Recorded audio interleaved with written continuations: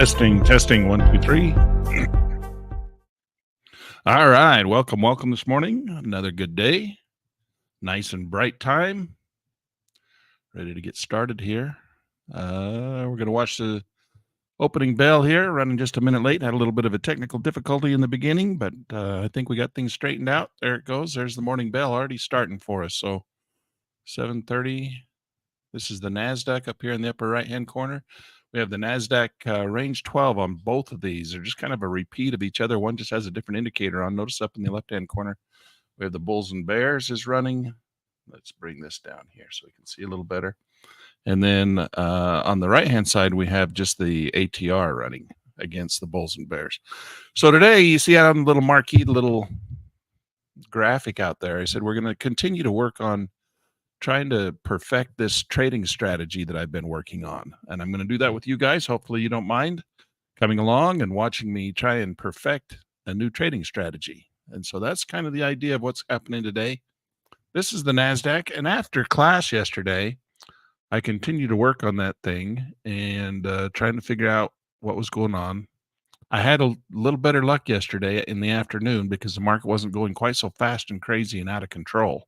Sometimes the first thing in the morning, this market goes a little bit crazy and it's going fast right now. Look how fast the market's moving. I mean, you like to make money fast, but you can also lose money fast when you're trading a fast market like this. Kind of need to slow things down. And in the afternoon, things slowed down a little bit. It wasn't quite so crazy.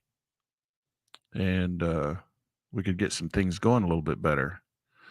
Get a lot of topping tails and a lot of bottoming tails in the morning. So we're going to let this run just for a minute, see if it won't slow down a little bit for us. Then we're going to start working on our system again.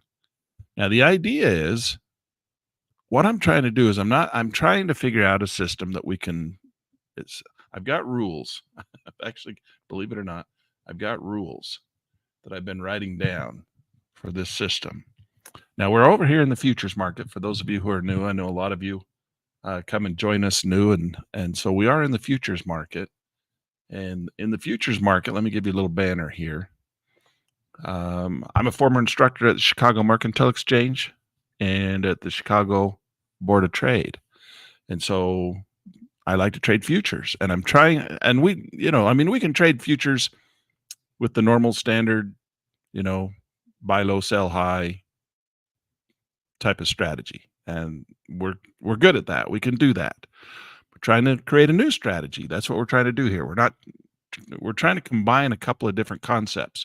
And the concept that I'm trying to combine is a reversal strategy, which I can do. We can do reversal strategies. They work pretty good. Sometimes you get your hiney handed to you with a reversal strategy. But we're trying to eliminate that problem, and we're trying to catch trends. So we're not trying to scalp as much. We don't want to scalp. We want to catch the trend. And so if the market will trend, we want to be there for it. But if it's not trending and we get caught on the wrong side, that's the problem. That's the problem we're having, is that we'll get caught on the wrong side. Now, here's the concept, okay? So here's the problem. So we get in right here. Let's say we get in right here. All right, the market starts to move up and we start to trail our stop. And then we get stopped out right there. Now, I'm trying not to get stopped out because if this market continues to rally, we want to try and capture the rest of that move, right? Same with this. This market starts to drop down. This is the ABC pattern that we usually trade, right? So the market starts to drop down. We get two-bar rally, pull back, and then the first green to red candle right there. That's our signal for the next trade to take the short position, right? We ride that one down. That's the normal strategy. That's what we wait for, and that's what we look for. But I'm trying to figure out a different way to do this. I'm trying to figure out a way. Okay, what could happen if we come down and we get in on a crossover right here? And then the market comes down. The problem with that is that it would stop us out right there, and we would miss this move unless we don't get out. Okay, so we don't get out. We don't reverse. So there's another one. See that? There's another perfect little setup. If we were trading normally, that would be another little sell signal, and we would take that short position right there, and we'd write that one down. But we're getting stopped out each time right here.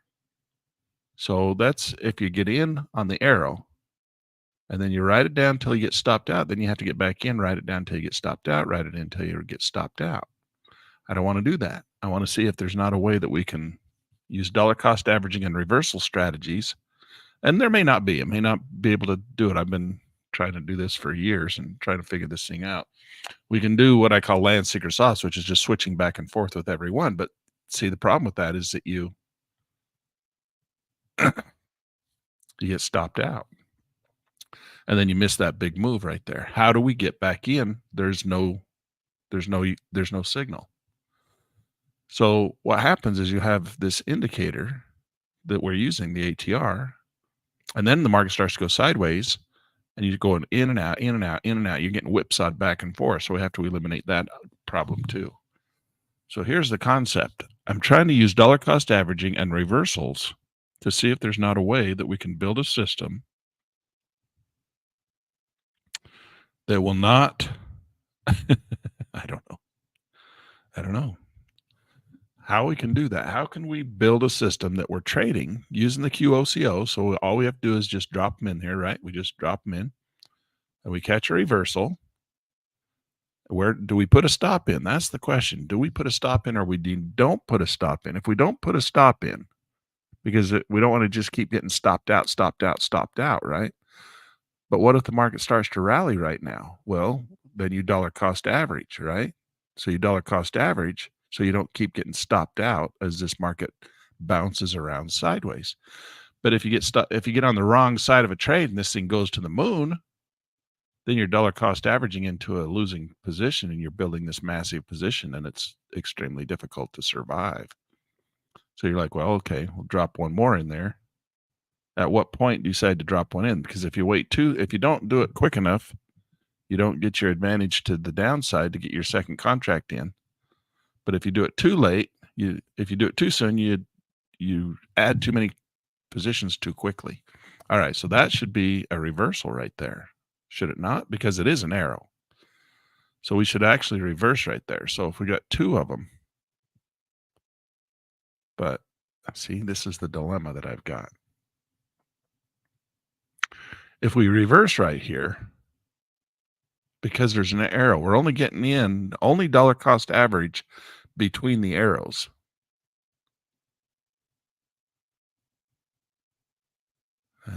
See, if this thing takes off and goes to the moon, we'll be on the wrong side of it. And that's the problem. Should I have reversed right there because it was an arrow? Because the dots did switch on me. But the problem is this market's going so fast, I can't keep up with it. So now I'm on the wrong side. See, I get on the wrong side of the trend. So I can't be on the wrong side of the trend. I can't. If it gets an arrow, I got to switch sides. You can only dollar cost average between the arrows. So if you get stopped out, and this goes along the lines of what Bruce was asking. Bruce, are you here today? I think Bruce is in here. Bruce was asking, can we look at the gunning for stops? And I'm thinking, Bruce, that the gunning for stops, see, this is where they come back and get you. That's what I'm talking about. You get in a trend and then the market comes back and get you. They stop you out and then they start to trail again. Now, there's a couple of ways we can solve that. We can come in here to the ATR and we can increase those dots, right? We can pull them back farther. Now, if you pull them back farther, that's 1-to-1. And they don't get stopped out nearly as often on a 1-to-1. See that? No stop out. It goes all the way up. The problem with the 1-to-1 is look how far it pulls you back.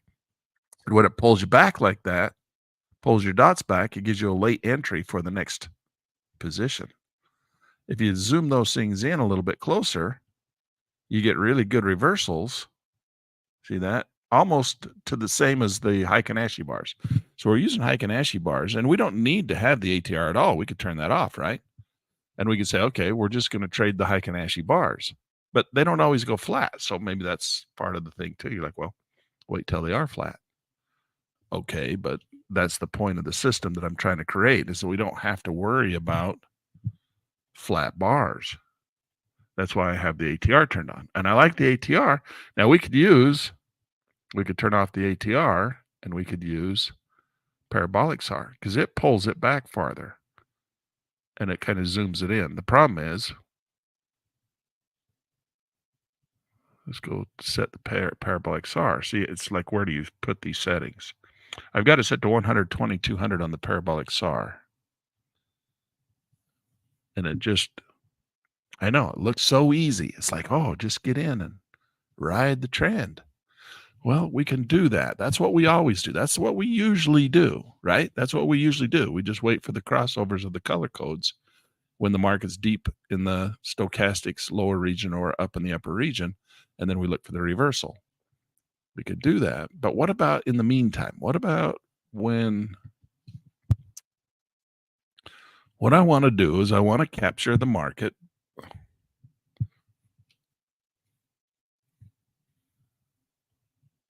I don't know.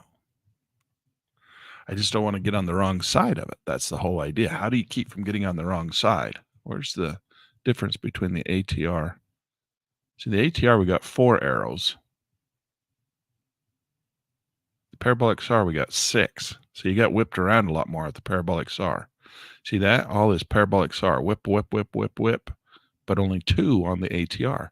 And that's because the ATR, there's different rules for the ATR than there are for the parabolic SAR. The parabolic SAR will flip to the other side and start the dots on the other side, and all the market has to do is touch the yellow dots or the red dots. If the price touches the red dots, it will flip. But that's not the case with the yellow dots. The market has to close below the yellow dots before it will flip. So you get those spikes where it comes down and spikes through the yellow dots, but it doesn't close below the yellow dot. Therefore, it doesn't flip. That's why you have these different rules with these different indicators. Now, both of them were written by the same guy. They're both written by Wells Wilder. He wrote both of these, the yellow one and the red one. He also wrote the blue one, this one here. So bulls and bears, the blue one, this one. He also wrote that one. So we got these 3 dot systems that we can use that are all 3 of them really good. They just do different things. So I'm trying to figure out, I picked the ATR. Let's put this thing over here. My camera's over there.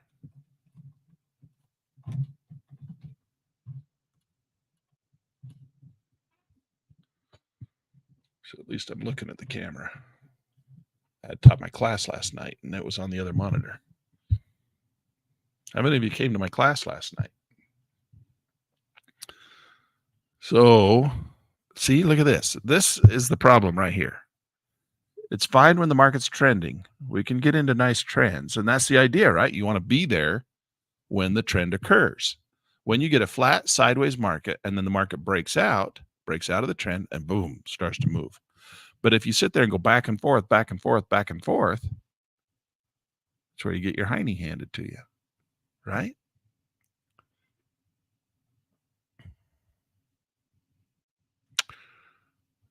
So I'm trying to just work through this through my brain. You get too many of these indicators, and then that's not helpful. So look at that. See, that's the nasty thing that happens. So if you sit there and try and go back and forth with every arrow, that's going to kill you. But how do you not get caught on the wrong side? How do you get not caught on the wrong side when the thing starts to trend if you're going to dollar cost average? If you're going to just stay in, let's say, okay, we think the market's going to go up, or do we think it's going to go down? And why? Why do you think it's going to go up? Why do you think it's going to go down? We think it's going to go down. It looks like it's going to go down, right? Looks like we should take a short position here because it's starting to roll over. But it could roll over only to turn off that trend line and go back up, right? So if we'd have taken the short position, we'd have been right there. But how do we know that was the one? You don't. So we turn off Heikin-Ashi. Those are range bars. Range bar 12s without Heikin-Ashi. That's hard to look at. Can't look at those. What about the 1 minute chart though? If we go to the 1 minute chart, let's bring that full screen. We don't get nearly as many of the whipsaws, right? Let's turn off some of this stuff so we're not overwhelmed with indicators.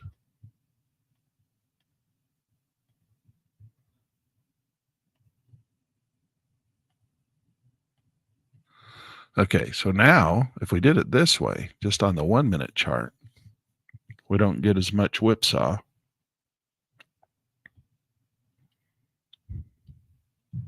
But it doesn't mean you won't. You're going to get basically the same thing. You're just going to get it slower, right?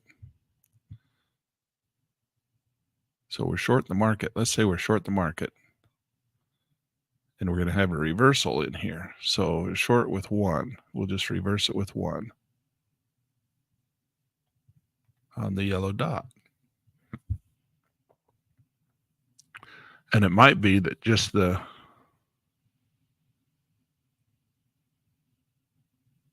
range bars are too fast. But in the afternoon, range bar 12 worked really well for me yesterday.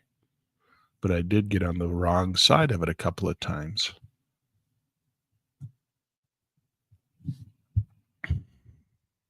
So the whole idea is that we're going to try and adjust and create a system that we can trade where it's more systematic. It's not going to ever be, we're not going to create just a system like, okay, buy every time we get a buy signal and buy, sell every time we get a sell signal and trail with a trailing stop. We could do that with the autopilot. We can come in here to the autopilot and we can say, okay, land secret sauce, buy and sell every single time you turn it on and off, trail with a stop, put it at risk this, we could do that. We can do that. And we know that works when markets are trending nicely. That's a good strategy and we can do that. I'm trying to go beyond that. I'm trying to get one step beyond that. In my brain, I think there's a way to do that where we can just be in the market all the time, one direction or the other, building our position back and forth. And I dream about it all night long, trying to figure out what I'm trying to do here. And it may not ever come to anything. I've worked on it for a long time, years actually, trying to think of a way to do this. And I've given up a number of times, but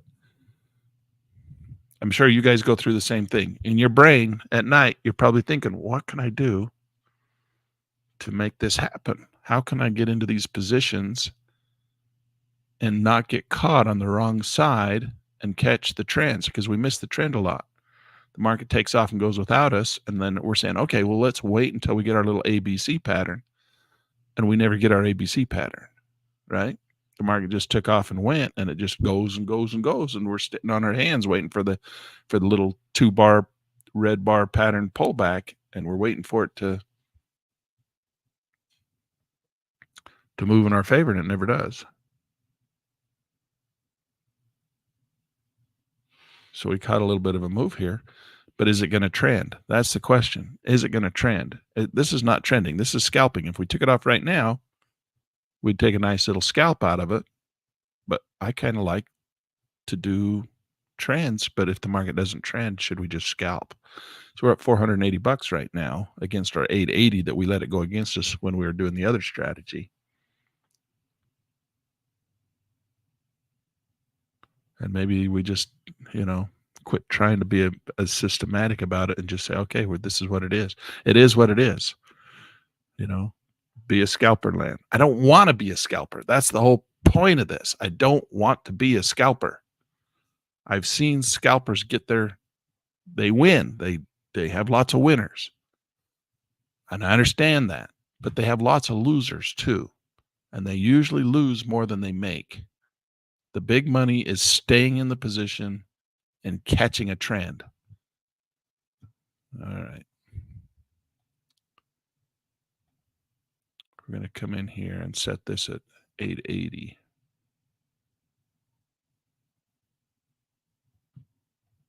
Just come down to the blue line and touch the blue line. Come on, buddy.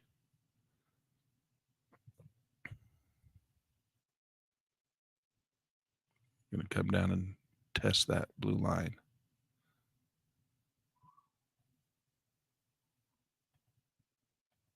Okay, we got our money back. So we're back to break even. So we're not sitting here on an $800 drawdown. I know the market could go farther. I was in a drawdown. I was in a red position. I had to get my money back. Now we can start to trade again. Okay, so this is the situation that we're trying to accomplish. All right, we don't want to be scalpers. Not that scalping is bad, but it's not great. I don't like scalping. Why? Because you oftentimes you're willing to cut your winners short on a scalp. That's the problem with scalping. You cut your winners short. And the big money is in the big moves. That's where you get, you can have lots of small losers. And if you catch a big move, that's where you win. That's my experience, 30 years of doing this. Where you make your money is when you catch a big move. And if you cut all of your positions short and you don't have big moves, you don't catch the big moves, you just eventually kill yourself. You just have too many little, it's just you die through a million small cuts. So I'm trying to figure out how we can catch these big long moves when they don't pull back and give us a little ABC pattern. Because see this, we didn't get a little ABC pattern in here. The market just turned and went, turned and went, turned and went, turned and went. You're like, well, just take every arrow, Land. But we know that doesn't work either. If we did, we could just sit there and turn the autopilot on. Now that works great on the autopilot, just to take it by every buy sell signal. But in doing that, you also don't have the ability to, you can't pillar, you can't pyramid. And again, in my experience, you have to be able to pillar and pyramid. You have to get into a trend and you have to add on to those positions as the market moves, taking profits along the way. Building a position, take profits along the way. Build a position, take profits along the way. And those opportunities don't come very often because the market doesn't make big, long moving trends like that very often. They usually make these little rolling, sweeping turns, right? So we kind of want a system. Yeah, Bruce says, same for him. He says scalping's led him to a lot of regret. Yeah, because you cut your winner short, right? Right, Bruce?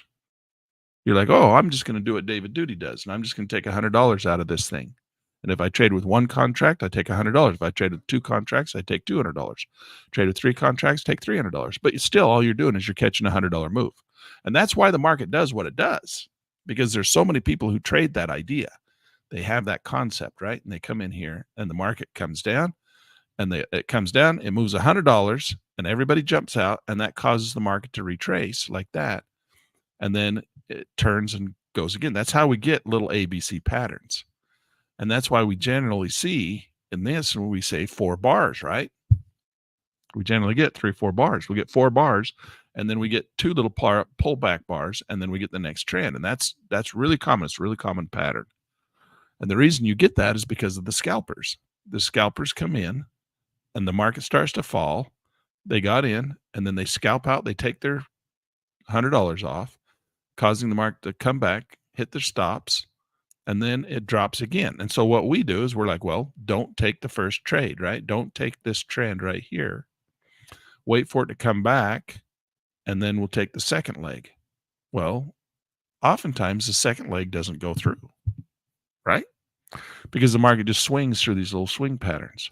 It just goes up and down, up and down, up and down, up and down. And it never does give you a little ABC opportunity. Doesn't give you the ABC opportunity. So I'm trying to say, well, when markets are doing that, we should be able to just trail with the reversal positions. But if it doesn't, if it does give us an ABC, if it does come down like this, comes back up like that, and doesn't just continue to go back up in the little swingy motion, but then does come down, that's where we get on the wrong side of the trade. Do we reverse without the arrows? That's the question. The problem is then the market starts to go sideways and it does one of these, and then you sit there and reverse each time, and that's catching the A1s is what I call that, and you get your hiney handed to you once again. So does Lane have all the answers? No, I don't have all the answers. Am I trying to formulate some good answers? Yes, that's what trading's all about. It's trying to formulate a system that you can deal with when you get the market into certain situations. So this is a decision point. This is what I call a decision point. Do you think this market's going to just turn now and go back up? Or do you think it's going to break this red trend line and come back down? And what makes you decide to do one thing or the other? And is it just going to come down like this and then turn and go back up? And at what point do you determine that you want to dollar cost average in or you don't want a dollar cost average in? We came right back down to the magic blue line. So we're sitting here fighting against the magic blue line, which is like a magnet, and it keeps pulling the market to it, right? That pulls the market to it. We've also got the MACD way down here in this region trying to turn around. Okay, so see it's breaking that red trend line I had drawn in there, and it's starting to fall once again.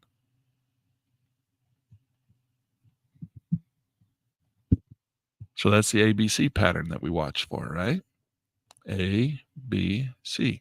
Now you'll notice that it spiked the yellow dots. See the yellow dots right there? It spiked them.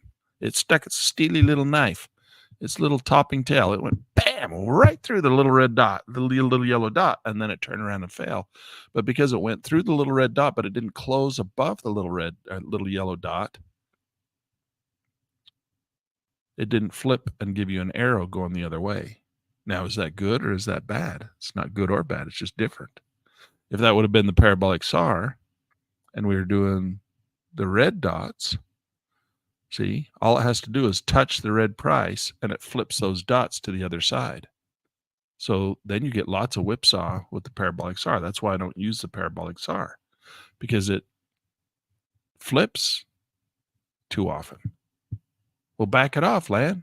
Well, then it's so far away that it's like $300 away on these markets that are like the NASDAQ mini. $300, that's a lot of money. It's a lot of money to me. I don't, maybe we need to be on the micros. You're like, well, that's only $30, but it doesn't matter. $30, $300, it's all a percent. It's too far away. If you're holding your stop that far back from where the market's currently trading, look at that. That's a $630 stop. Oh, well, $630 is worth it to me. It's just so I don't get stopped out. Okay, you try that. See how that works for you. It doesn't work for me. I've never been able to make that work. Because if the market's not making huge, wide swings, big trends, you can't, it's called the profit box, right? I call it the profit box. The market never gets to the point where the profit box is big enough to make any money. The distance between where you get in and where you get out is oftentimes just a tiny little sliver, because the market swings. Watch this. The market swings like this.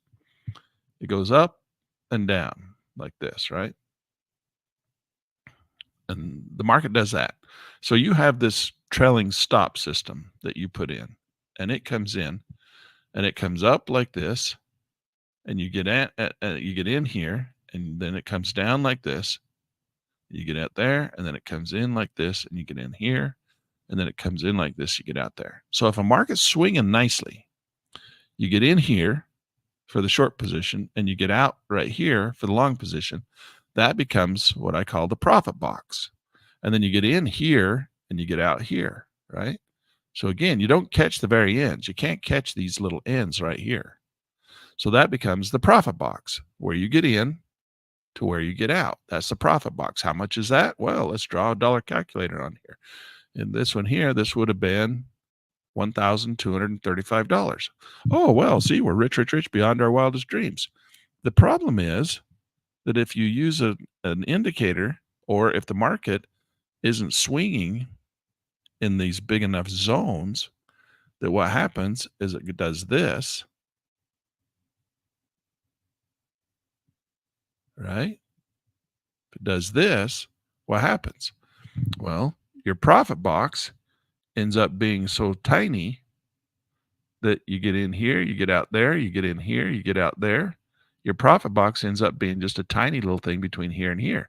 So your profit box ends up being a sliver because your dots are so far apart that the profit box between where you get in and where you get out is just this little sliver of a line in between them. So you end up with a little tiny sliver profit box. Your profit box just simply isn't big enough to make it worth. You have to be so careful. I mean, you have to be right. That's your profit box. So the market swings outside the profit box with these big moves. So you're like looking at this thing in hindsight and you're saying, oh, look, I could be rich, rich, rich because from the C point to the D point was $1,000. Yeah, but your entry point to your exit point is not from the very peak or the very valley. Your entry point is these little tiny moves between where the market turns and starts to prove to you that it's turning around, and then where it turns and proves to you start to come back down again, makes these little tiny profit boxes. So you can't capture these very tops, right? We oftentimes call these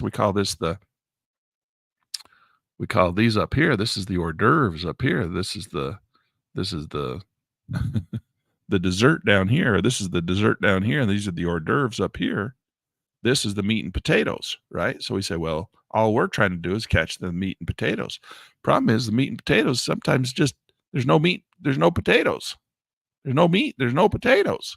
All there is hors d'oeuvres. And so in a market that's sideways like this, we got nothing going on. It's not trending, but it could break out and make a nice trend. This is a lot of money. I mean, between here and here, that's $1,000.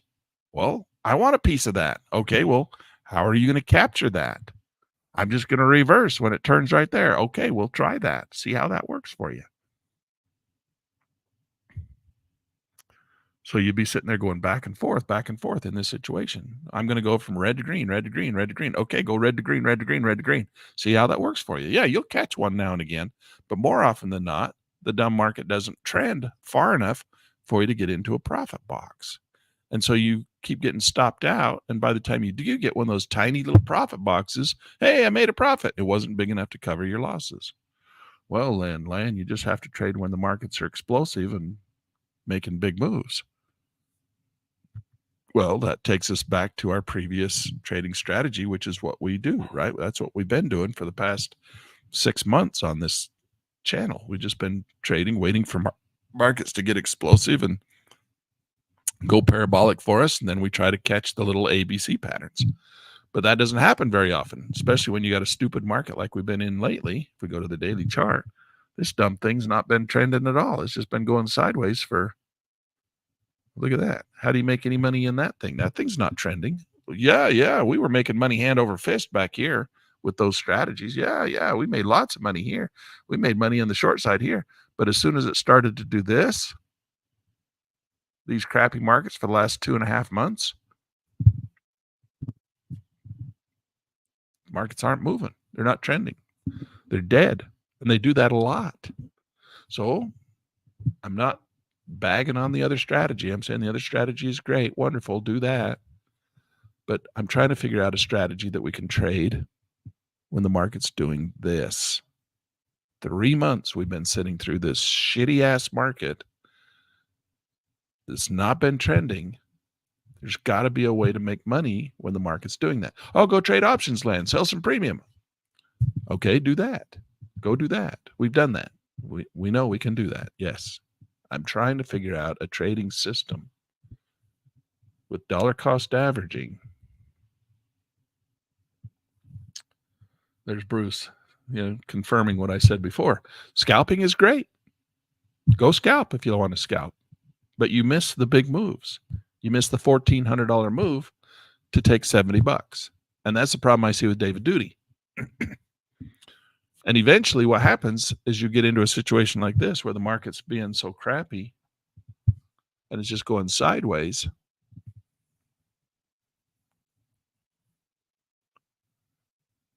There are no trends. And maybe, that's the answer. Maybe that's the answer. And, when the market's going sideways, we just scalp.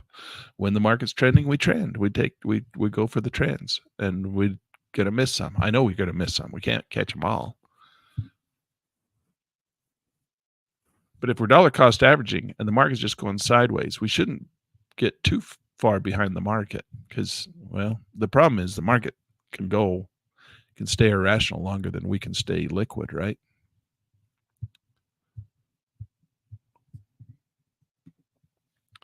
I don't know. Just trying to make our system better and trying to work it out here with you guys. I mean, this was kind of thing that what did I just do? Where did all my drawings go? Show drawing tools. I didn't delete them. I accidentally turned them off. Delete all draws. Okay, that's what I wanted. Back to the range 12. Okay, so range 12. That's just a range 12. That chart doesn't do us a whole lot of good, right? There's not a whole lot of good in there. But if we turn on the Heikin-Ashi, it seems to make a whole lot of good. So how do we make money with this? How do we make money trading this? I'm going to turn off. The bulls and bears is telling us the Fibonacci sweet spot in there. That's what that's doing. So it's telling us that that's the Fibonacci sweet spot right there, those yellow bars. And so the target becomes this point right down here. I think there's an article in Pit News Magazine next month that's going to talk about that little strategy right there.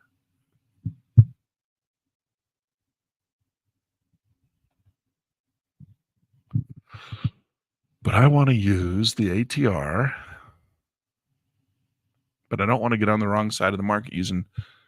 Somehow we got to figure out, we could use two systems, right? We could say we only take, see right there, that was an example of what I'm talking about.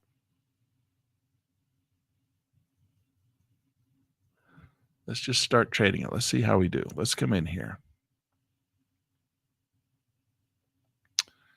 Okay, it spiked right there. Market's in a downtrend. So if we say, okay, we're going to follow the bulls and bears, and we're going to never be on the opposite side of the bulls and bears, but we're going to be willing to dollar cost average.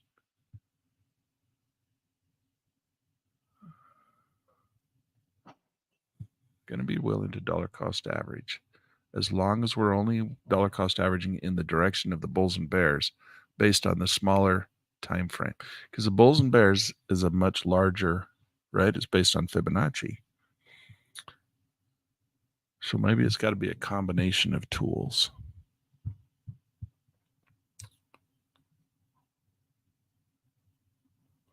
So we can only take short positions at this point. So until we get a red arrow going the other direction, we can only take short positions. So that means that we would dollar cost to average to the short side if we get behind. Of course, then it would reverse. So we're only taking short positions because we're in a down arrow, which means that we can't reverse our position. Let's try that. So we can't reverse our position. We can only dollar cost average to the short side.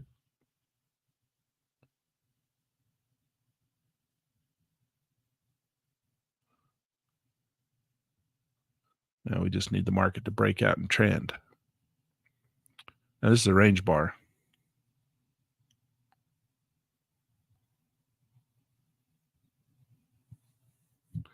Not sure what you're saying, John.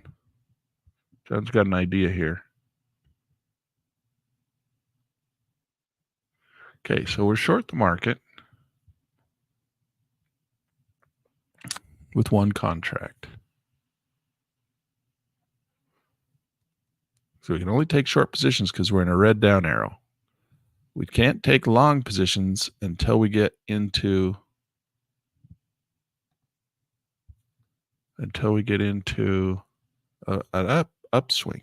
So the bulls and bears has to swing past the Fibonacci sweet spot and go bullish. Now we're neutral. You can see it's all yellow right now. Okay, so we switched. Now we're on the wrong side again. Now we're on the wrong side. See that? Right there, we should have put a stop in because it dropped. The yellow dot fell below the red dot. We should have been stopped out right there. And we got to put that rule in too. Because that's what gets you on the wrong side. You start trying to dollar cost average once you get into a position.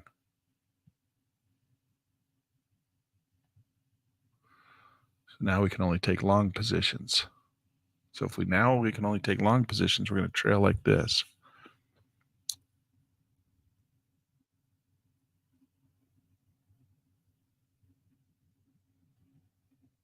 And we only dollar cost average in a situation where we get spiked out. But it's going to do that again, isn't it? What's going to happen is it's going to come down. We got spiked out. We didn't get a chance to put a stop into a position that was break even. So we're going to dollar cost average, but then we're going to get a red arrow down and we're going to be on the wrong side. So that's not going to work. We can't do that.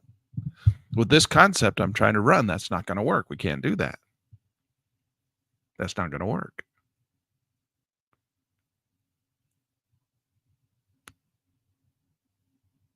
Because the whole idea is we don't want to be jumping in and out, in and out, in and out, in and out. But we also don't want to get on the wrong side of the trend. Okay, so we got a yellow dot below the green. So we can put in our, oh, and I missed it. That's too slow. Just talking. Oh, no, wait, that's the wrong one. That was going short. I didn't want to do that anyway.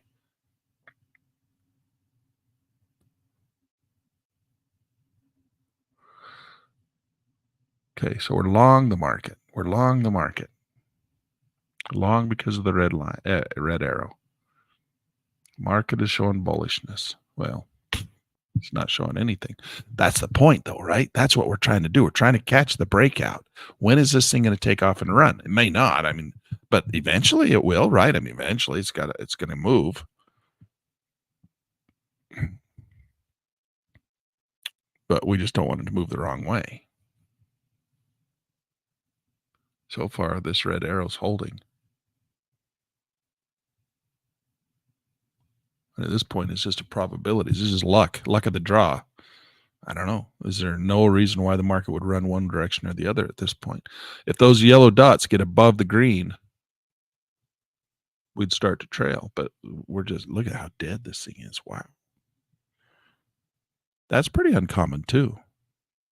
We don't generally get a market that's that dead.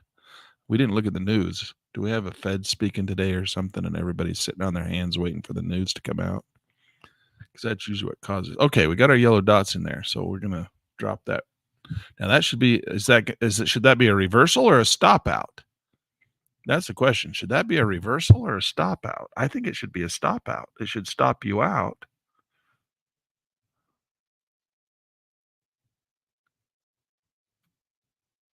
I don't know.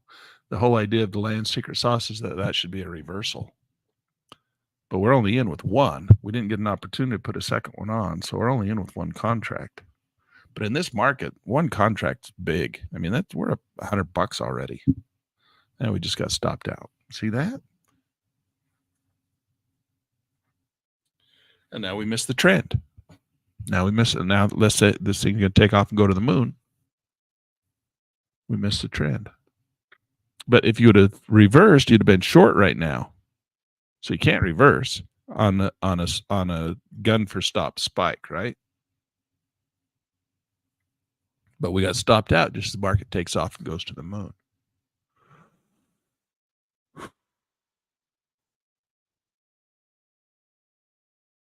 You had your stop too close, Lan. Did I? What if it would have reversed and gone down? Then I wouldn't have had my stop too close. What if it would have just turned right there and gone down?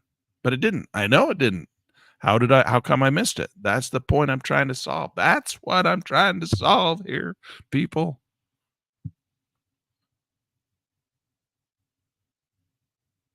Maybe there's just no solving it. You just can't do it, Lan. You just can't do it. We'll turn off the bulls and bears and the color coding. Well, look, even with the bulls and bears, we never got a red bar right there. We never got our little flag formation, got lower high, and that's all. But it never went red. Then you had your stop too close. Okay, I'll agree with you. Had my stop too close. So we popped that back. How far did we have to pop it back before it wasn't too close? Probably 0.1. That's where we generally trade it. But on the reversals, it's too far away. It's like $100 back. It's $155. Trade a smaller market. But I want to trade a big market because I get big money, but I take big risks. Trying to reduce the risk, increase the profit potential. Reduce your risk, increase your profit potential. There's another signal line right there, red to green. Yeah, but is it going to take off and go? You never know. Use a tight stop. Well, you said not to use a tight stop. Look, you're missing this whole move. I'm not missing it. I caught from here to here. I caught from here to here. But I risked all this. I was in clear back here, and I risked the chance of having that thing because I wasn't using a stop. I risked having it go against me. Then you'd had a dollar cost average. If you dollar cost average and you get on the wrong side, that's where you get your hiney handed to you.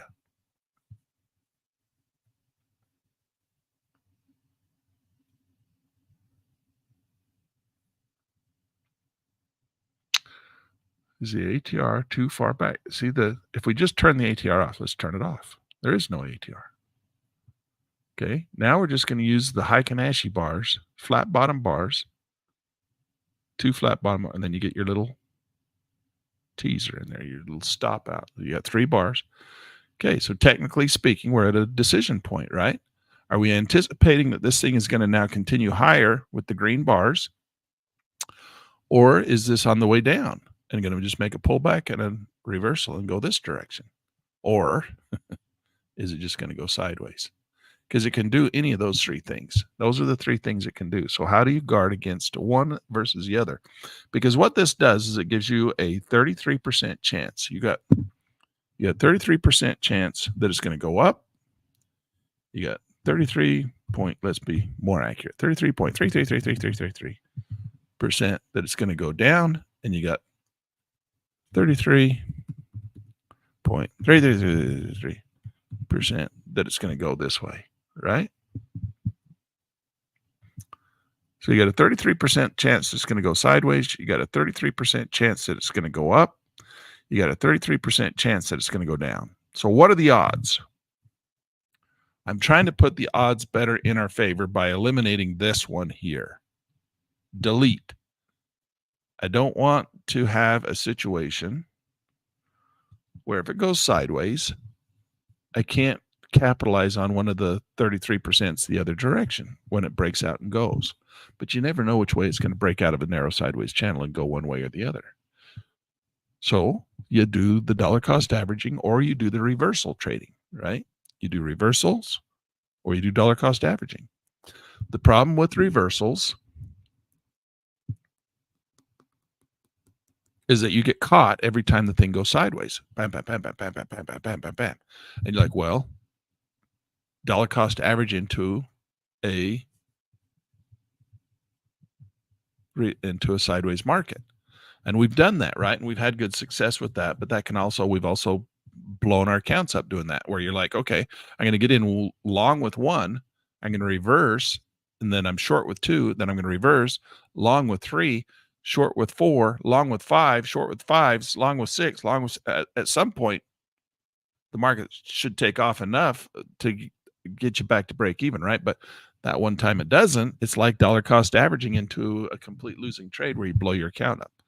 So you end up taking a huge loss even with that strategy. That's a good strategy. I don't want to bag against it. I don't want to say it's bad, because it's one of my solutions that I've come up with that's really done well. The other solution is to not increase your position size. Don't go 1, 2, 3, 4, 5, 6, 7, 8, 9, 10.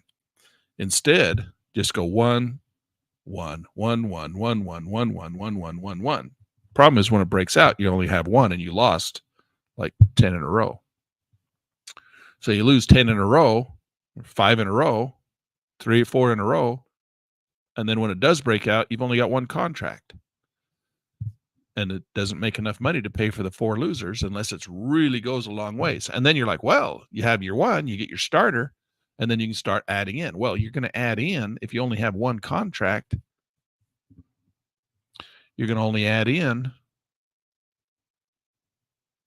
And then when you add in, it jumps 50%. And then the chances of that being far enough back and holding your stop back without getting stopped out before it continues on is pretty slim. So doing one contract in the beginning is not good. So, okay, well, if that's your problem, let's not do just one contract. Let's do 2 contracts. Okay, so what we're going to do now is we're going to go too long, too short, too long, too short, too long, too short, too long, too short, so that when we can get into the trend, we'll have 2, so that when we add in, we're not jumping 50%, we're only jumping 33%, which is less likely to get stopped out if the market moves.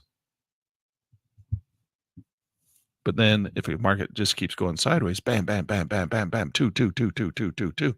Now you've doubled your losses. So now you don't have as much staying power. And when it does go, I guess we could try that. I've tried it. Sometimes it works great. Sometimes it doesn't work so good. But here's the problem. See that trend? That's a nice move right there. $370. That's a nice move. But then as soon as it did it, so it went sideways. And then as soon as it did it, it died again. It went sideways. So how do you know? How are you going to catch that? How do you know that's the one you're going to catch? Why don't you try and catch that one? Why don't you try to catch that one? Why don't you try to catch that one? Well, don't you say 3 times is a charm, Land? Oftentimes it breaks on the 3rd one. So you go fake 1, fake 2, 3 times a trend. Yes, that happens a lot. Did it happen here? Not really.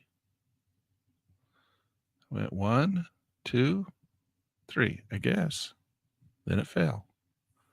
1, 2, 3. It's trying to go on the 3rd one. It's getting a failure there. Is it going to rally? Is it going to turn and go? Is it going to take that follow through? If it is, and we go long on it, let's say we're long right now, we take this follow through, where do we put our stop? And do we just stop ourselves out, or do we reverse? And do we reverse with just 1, or do we reverse with 2?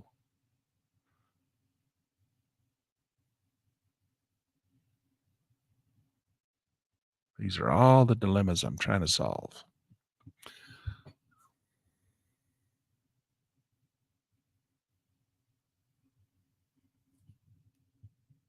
Michael Bruce, turn on the DMI.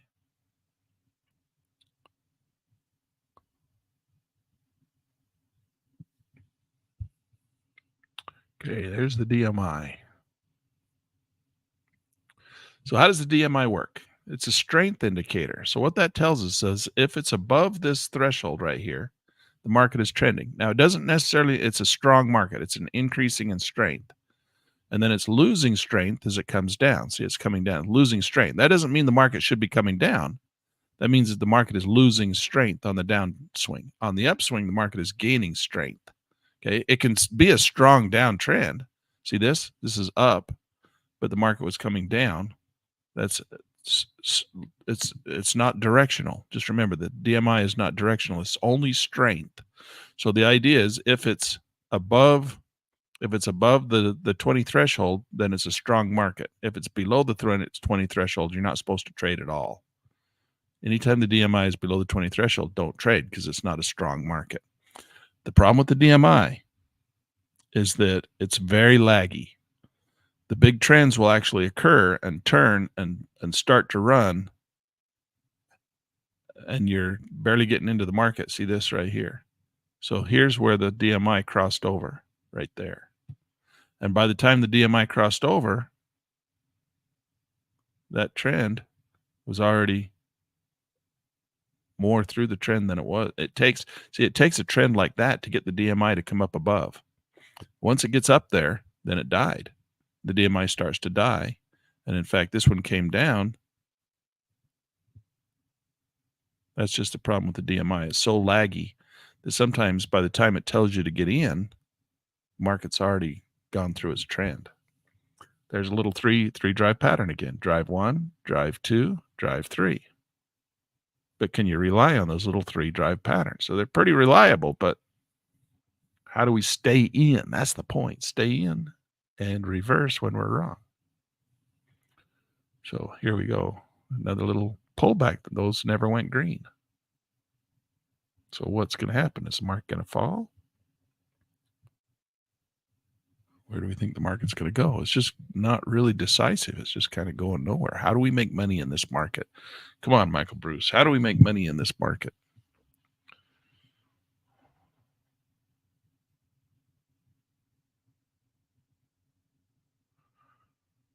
Just the red to greens or the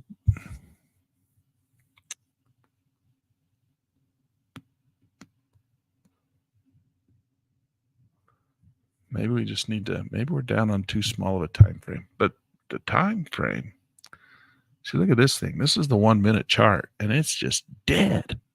And maybe that's the answer. The answer is, Land, just don't trade when the market's this dead. You got to wait for the market to have some explosive growth. I know, but the market hasn't had any explosive growth for 3 months, and I need to make money.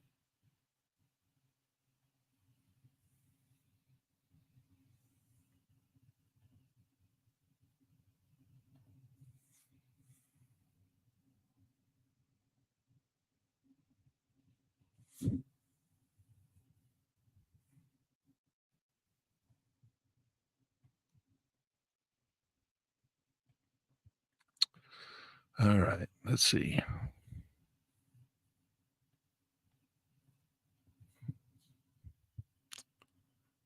Are you going to just trade on the color code changeover? Or are you going to trade? What are you going to do?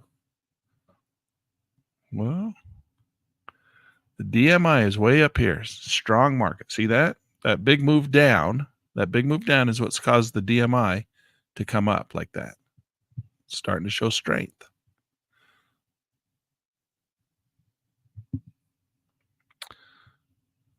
The MACD is way down here in the lower region. So is the stochastics. So at this point, you're like, well, we should get a turnaround. Okay, look at this. So this is one nice long uptrend. This is one nice big long downtrend. Why am I not in that big downtrend? Why didn't you take it, Land? Why are you not taking that big long downtrend? Well, it's got drive 1. It's got a little counter trend. Drive 2, little counter trend. One big long drive 3. Got kind of a little move in there. So what's it going to do now? Is it going to turn and go up? Well, if it goes from red to green, are you going to take it? Or is it just going to die and go sideways? Or is it going to continue down? Or is it going to go up? 33, 33, 33. What are you going to do? And if you're wrong, how do you make it right? Just get out. That's what we usually do, right? Usually we just get out. If we're wrong, we get out.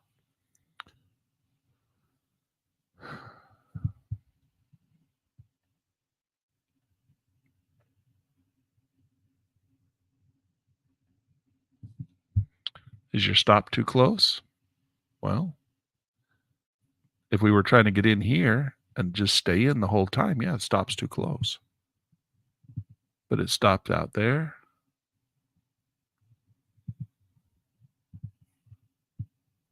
Okay, well, that's easy to solve. Let's go over to the autopilot, and we're going to come in here, and we're going to say, this is the NASDAQ swing. NASDAQ swing. So what we're going to do is we're going to come in on ATR. We're going to trade, let's just trade quantity 1.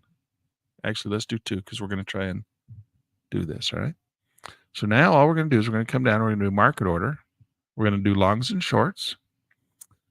And we're going to put our stop at 50. That's a big stop.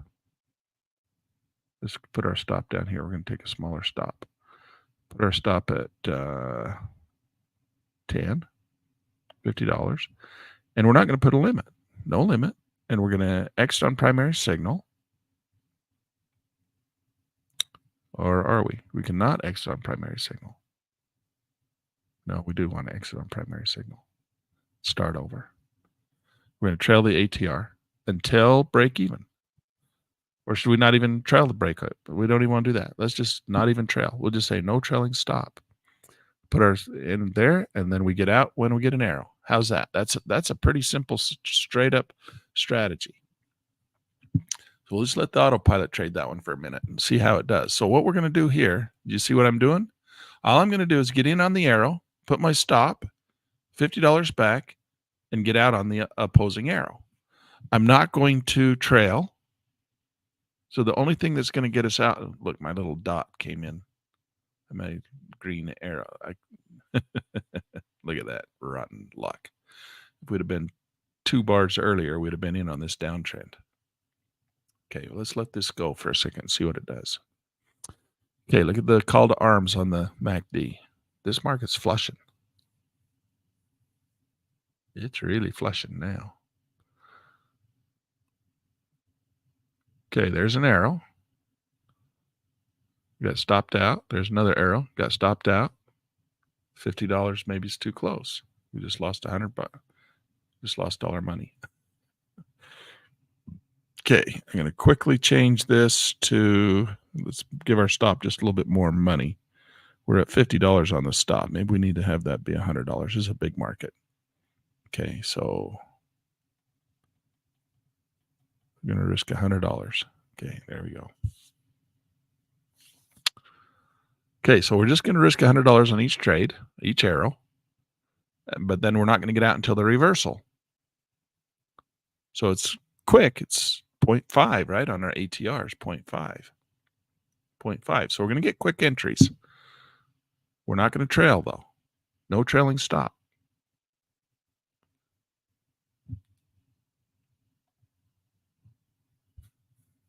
So there, now if spike, oh, it got us out because it reversed.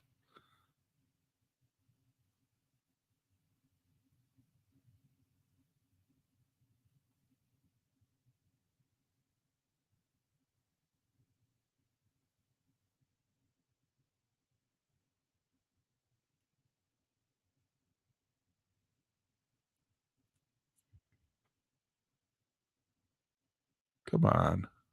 See, need a trend. And the market just stopped trending. And if we had trailed our stop right there, we'd have got stopped out right there. And we would have missed this move. So good thing we didn't trail our stop in this situation.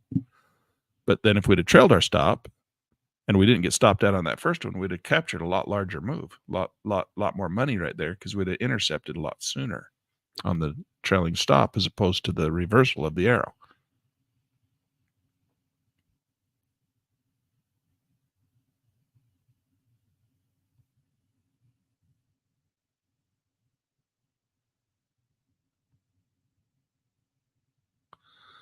Len, your ATR, your DMI is below the 20 threshold. Turn off the autopilot.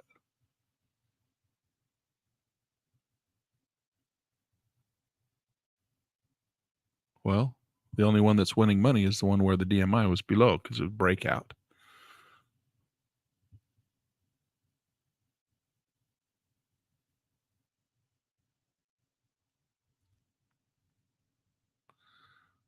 Okay, well, that brought us back a little bit.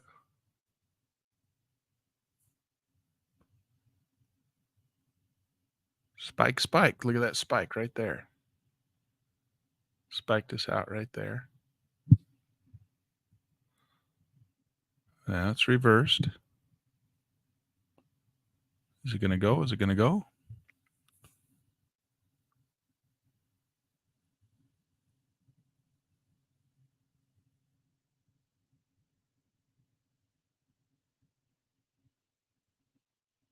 See, now in your head, you got to think. I'm going back and forth, and that's where it's killing me. So if you ever watched my video where I did a video on the roulette table, and we just played black and green, right? And so we did the black and green, and like whenever we got into a trend, if it went black twice in a row, we were on black, and we stayed on black until it went red. And then when it went red, we'd go to red. And then we'd stay on red until it went black. Then we go to black. And we made money, right? As long as it would stay in a trend. Black. We made lots of money. red, red, red, red, red, red, red, red, red. We made lots of money. But when we lost money is when it went black, red, black, red, black, red, black, red, because you jump back and forth. So it's the same thing in the market. And the reason I did that as an example is because it's the same thing in the market. If the market will trend green, green, green, green, green, green, green, green, green, we make money. If the market will trend the other way, red, red, red, red, red, red, red, we make money.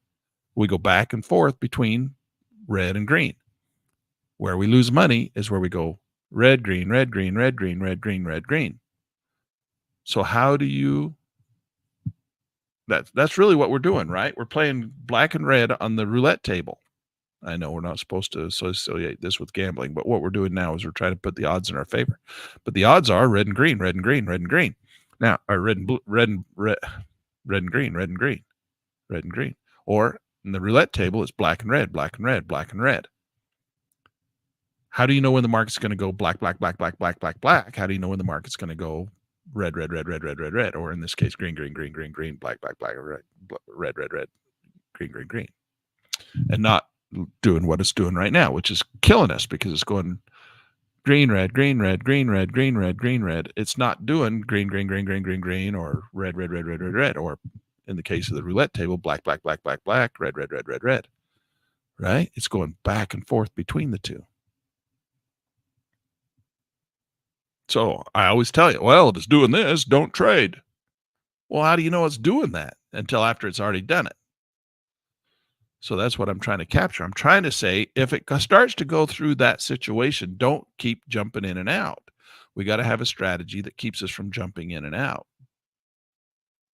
But that's where you start to, the only way to do that is to dollar cost average and wait for the market to reverse and come back and give you back the money that you lost. Or problem is it gets you on the wrong side of the trade and you blow up your account. It makes you lots of money until it doesn't. And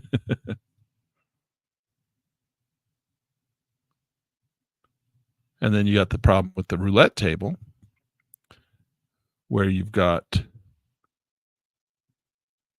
greens, right? It's not always red and black, red and black, red and black. Sometimes you got a green. Now in the futures market, we don't have a green. We have red and black. We have either red or green, red, green, red, green. We don't have that third color out there, but we kind of do. That third color to us is commissions and fees. The commissions and fees we have to pay are those that green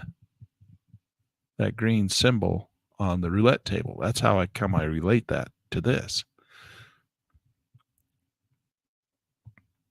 So the question is, maybe this market, I keep coming back. This market may be too fast. Range bar 12. Slow it down, Land. Go back out to the 1 minute chart. Okay. If we do that, we won't trade as often, which means it's going to eliminate the green, the less commissions, less fees. It doesn't eliminate it, just reduces it. But you also have bigger risks. You take bigger, your stop is further away. Even on a 1-to-1. Even 0.5. But maybe that's what we need to do. Let's go change that up. Okay, you caught a trend. Now what are you going to do? You caught one. You got a fish. It's like a dog that catches a car. What are you going to do? See, the problem is that the market, when it's doing this, it doesn't trend long enough to give you a big enough win to cover the losses when it's small trade. And you look at this and you're like, oh, well, I would just get in here. Each one of those were a little profit, right? No, they weren't.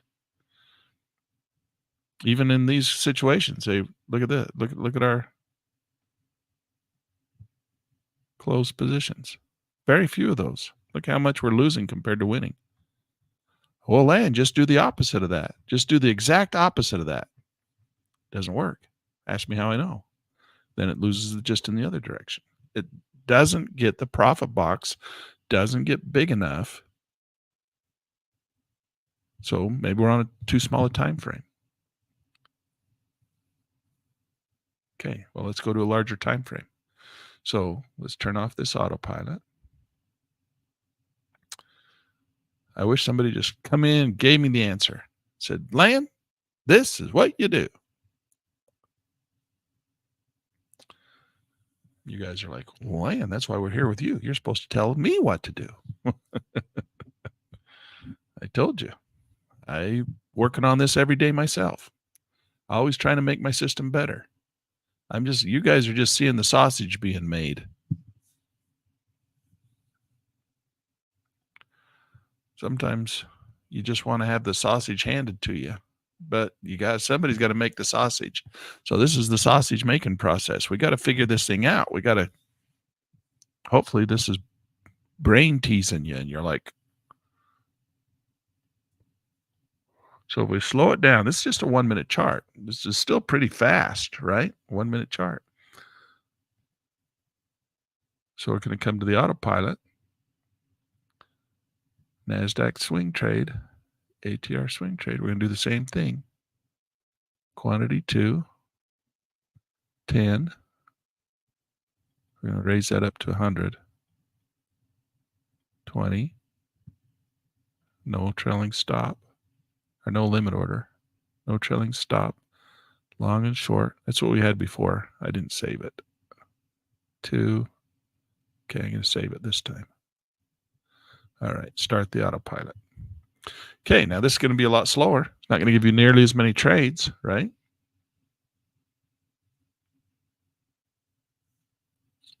The last signal was clear back here. Let's turn off we don't need both those on. But look, it done the same thing here. We didn't trail the stop, so it waits for the reversal. So if you have a trailing stop, you're more likely to, the reversal, more likely to not be as big a loss. You got your stop awful close, Lan. I know. I'm not using a stop. I'm using that for entry only. Well, put us in. Put us in short right now. Okay. Okay, so we're in short right now.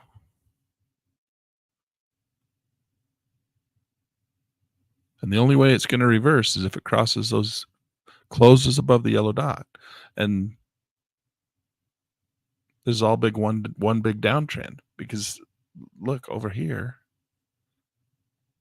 Not this one. This one. Delete. Delete. Let's put both those on the screen at once. Let's put them side by side. Okay, okay, look at this. See that? There's where that's where I just manually put us in.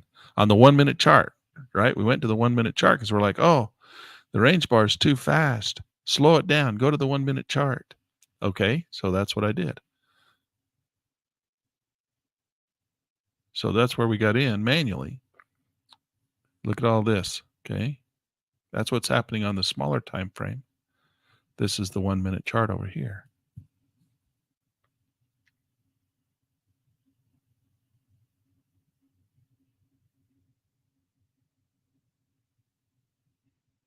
So if we say, well, the 1 minute chart is better than the range bar 12 because the range bar 12 moves too much,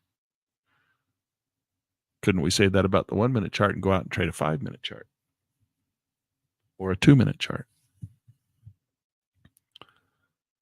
But you get the same thing. You get all those little whipsaws right there, and those are going to kill you. They're just bigger whipsaws, bigger prices. These are more whipsaws. We get a lot more of them down here, don't we? Maybe the answer is that the range bar is just too small.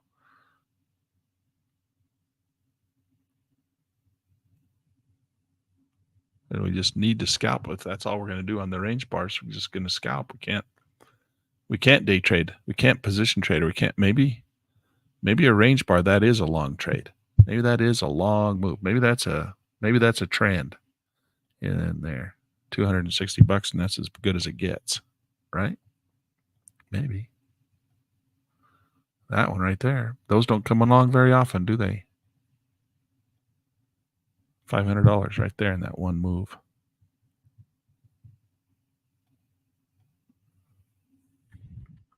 Maybe we're asking too much of the market.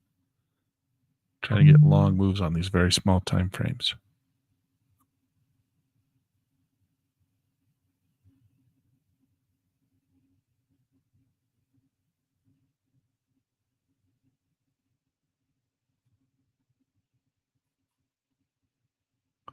What if you did set it up to scalp land? What if you did? What if you just scalped out $75 off of each one of those arrows? You get the arrow, you get in. If it hits $75, you take it. Okay, look at this thing coming all the way back against us right here.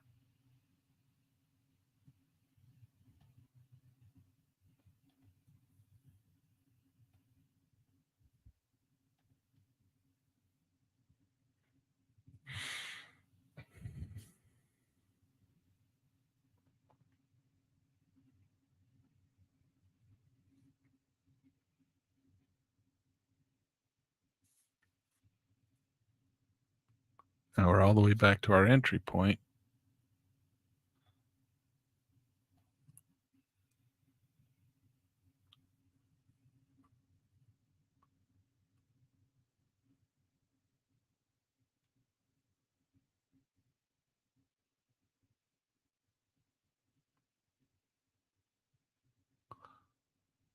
You're up $600, Land. Take it off. Take it off. Where's your trailing stop? Trail your stop. Well, are we trading the range bar chart or are we trading the 1 minute chart?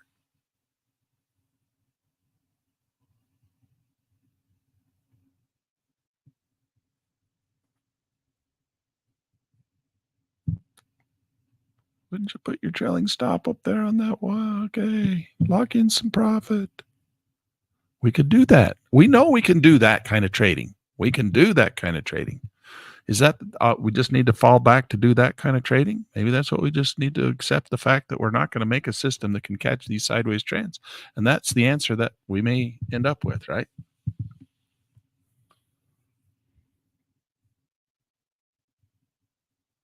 Might be the answer that we come to.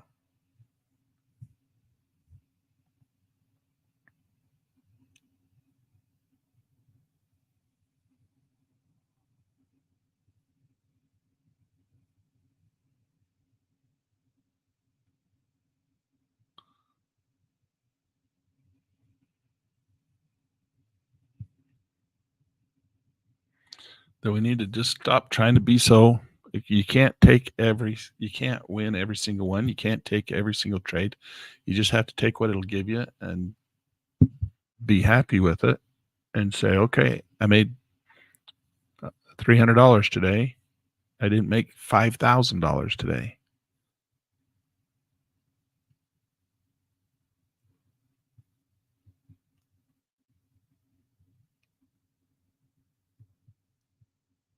But I'm not happy with that. I want more.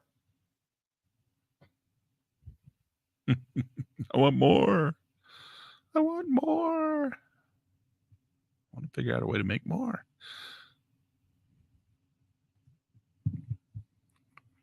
You're not trading the 1 minute chart, Land. You're trading the range bars again. I know.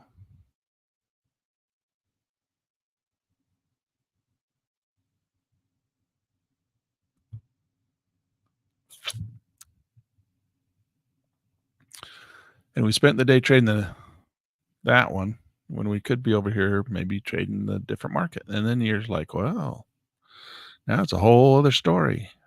Where's the Russell? We like the Russell. Mini Russell. Where is Mini Russell? 14 Mini Russell. Yeah, let's turn off the autopilot. It's a 15-minute, 1 minute. There's a range bar 12 right there. Let's bring that full screen. Range bar 12 on the Russell. Doesn't move nearly as fast. ATR.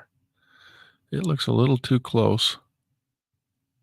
Well, it's right there at the, not really. I mean, it's right there almost. Well, it's those little spiky doos that kill you. So if you're only using it for entry, not for exit,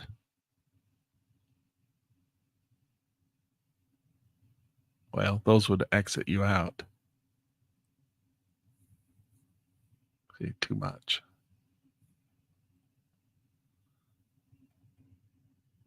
Then it gets you late. So the market's got to swing more.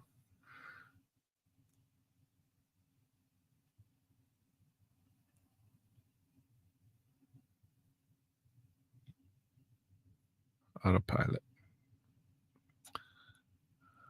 NASDAQ ATR. We use the same settings that we were using on the NASDAQ, but I don't think these need to be as far back. $75 instead of $100.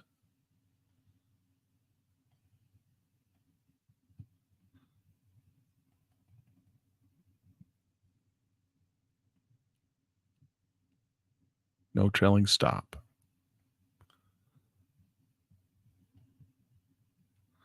Well, we could do our 2-to-1 risk versus reward ratio. So we could put in here and say limit order. Not here. Let's just say limit order.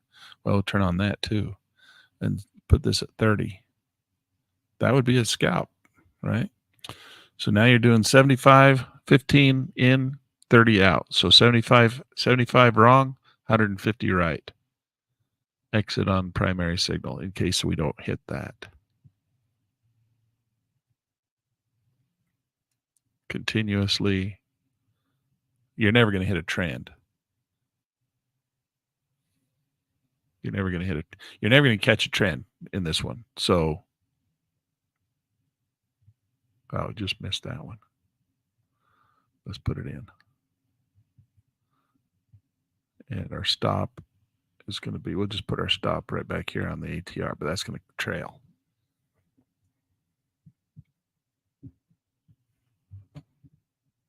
So just let the autopilot run it for a second and see what happens here.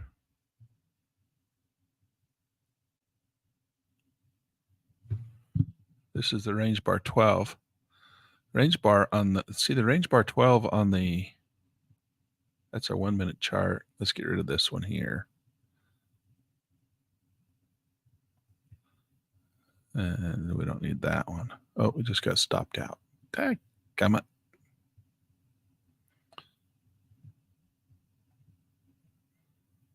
So this is 1 minute on the left side. This is range on the range bar 12 on the right side.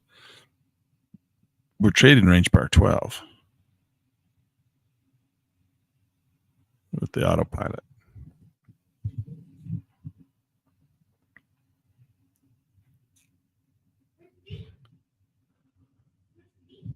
All right.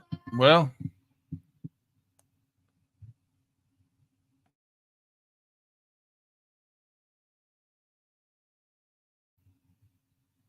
so now it's just going sideways. And let's see if we can get a breakout here. I got a meeting in 5 minutes I got to go to, so I got to let you guys go. Okay, so this is a fixed stop, right? We're not trailing on that stop. That seems a little close. It's not bad. I guess if it goes back there, and if it doesn't just decisively move in your favor, get out, right? We're not going to trail it, so it's not going to ever get any closer than that. It's just going to stay right there. And if it'll go far enough to hit our limit, that's our 2-to-1 risk versus reward ratio. Was it 2-to-1? That looks awful big, doesn't it? The difference between entry and exit is 150. Yeah, that is. That's 2-to-1.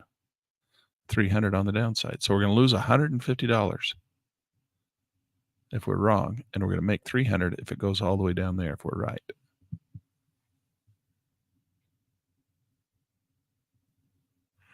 The market's not moving in that big of distance, so it's not. Look, those trends are not from here to here.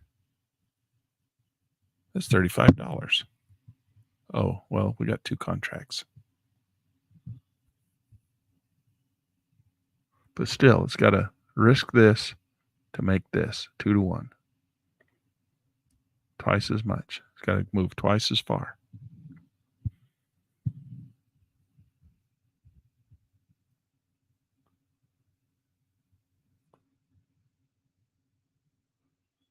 All right, I got a meeting I got to go to. We're going to get stopped out.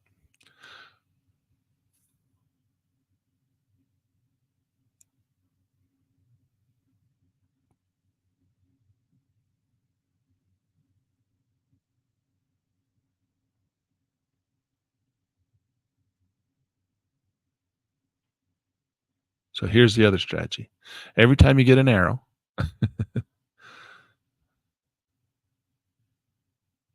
take a long position if it's a short arrow, take a short position if it's a long arrow, and put your limit order to take a profit of where you would have put your stop. Try that. What you'll find is that surprisingly, it works quite well until it doesn't.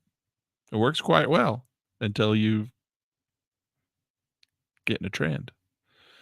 Because how many times do you put in your position? Oh, I trade the arrows, land. I just trade the arrows. I trade the arrows, and every time I trade the arrows, I get stopped out. Okay, well then just every time you get an arrow, instead of if it's a sell arrow, hit buy and put your stop on the green dot. You'll get stopped out with a profit, right? Works very well until it doesn't. How far do you let it go in your favor? Because oftentimes that market will go. You get the arrow and it goes, right? Oftentimes you get the arrow and it reverses and hits you and stops you out. Does it stop you out more than it goes? Sometimes. That's why you lose money, because you get stopped out every time you get in with an arrow, right? So instead of getting in to the long side with the arrow in the direction of the arrow, take the short position when it gets the arrow and put your limit order back there where you would have normally put your stop, and you'll get stopped out with a profit. But then sometimes the market does actually go, and how far are you going to let it go before you expect it to come back and stop you out? The theory is that you let it go until you would have moved your stop to break even, right? If you're going to trail your stop, because if you generally get stopped out, then you move your stop up with your green dots until you get to break even. If it gets to break even and it hasn't turned around and stopped you out of the break even trade, at that point, that's where you take your loss. But sometimes those are big losses that you could end up taking. And the big losses, which are actually wins, are bigger than your losses, bigger than your profits, because you're cutting your winners short again. The whole name of the game is, guys, I think what we keep circling back around to the same thing. We got to trade the news. We got to trade markets that are trending, that have reasons to move. And we got to take the little signals. And if we're wrong, just get out and wait till markets are trending, wait till they have a reason to be moving. And lately, there's just not been a lot of reasons for them to move. Because trying to be systematic about this, every time we do a systematic system to try and say, well, we're going to do this, we're going to do that, we're going to do this, that, they're too equal in their profitability versus losses. Your losses are small, but your profits are bigger, but you have twice as many losses as you have wins. And so you end up scratch flat again, or even losing money because you hit more small losers than you have big winners. If the market's not got a reason to trend, if the market's not got a reason to move, we need reasons to move. That's why we constantly look for the news, right? That's why every morning, what do? We come in and we look at the news. What is the news? What's going to move the market today? Is the market going to be bullish? Is it going to be bearish? Is it going to move for us? Today is another dead day. No news, no red news. Tomorrow we're going to have some red news, but it's going to be at 6:30 in the morning. Are we going to be up and ready to trade at 6:30 in the morning so that we can take advantage of the moving news? That's why this news is so important to us, to make these markets move and trend so that we can not just get whipsawed back and forth, back and forth, back and forth.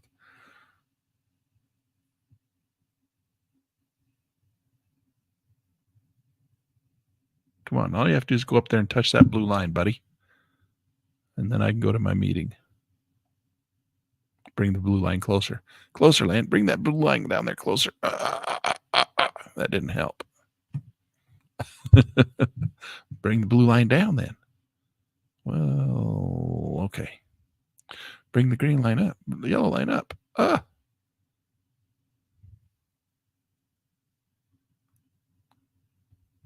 Pinch it. Pinch it. Okay, you're out. Exit chart. Turn off autopilot. All right, guys, I got to go to a meeting. I hope that we learned something today. I hope we learned something today. I don't know if we did or not, but we tried. We tried to learn something today. Not sure what we learned, but we learned. We practiced. Okay.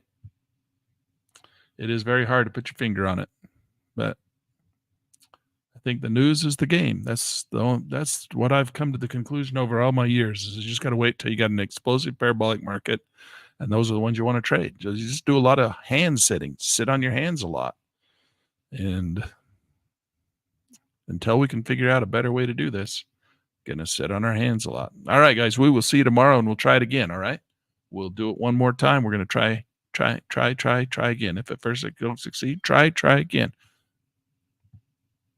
If you like today, go ahead, give me that little thumbs up thing, ring the little bell, subscribe if you haven't, and we'll see you tomorrow.